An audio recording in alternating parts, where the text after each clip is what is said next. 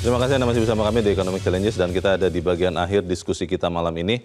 Dan Anda tentunya masih ingat pemirsa tentang Omnibus Law. Kita lihat ada Omnibus Law Cipta Kerja yang kemudian direvisi lewat Perpu nomor 2 tahun 2022 dan di tahun ini, tahun 2023, Perpu Ciptaker ini sah menjadi Undang-Undang Cipta Kerja.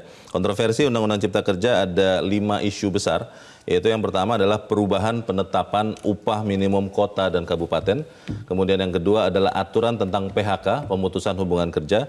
Yang ketiga adalah kemudahan penyerapan tenaga kerja asing, TKA.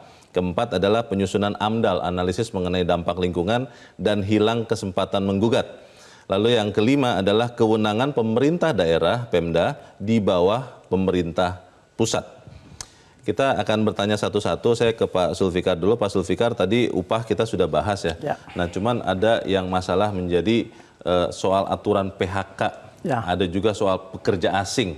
Sesuatu yang sensitif. Sekian lama kita sering mendengar.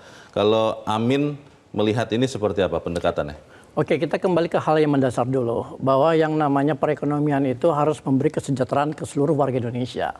Dan khusus untuk kesejahteraan buruh, maksudnya kita tidak melihat sebagai sesuatu yang nanti datang belakangan, ya kan? Jadi kesejahteraan buruh itu sebenarnya sangat strategis. Kenapa? Karena ada jutaan, puluhan juta buruh Indonesia. Kalau mereka sejahtera, ekonomi akan tumbuh dari bawah, ya kan? Dan kesejahteraan ini juga akan punya implikasi terhadap produktivitas. Ya, kalau buruh kita sejahtera, mereka lebih produktif, akan memberi dampak positif terhadap pertumbuhan ekonomi.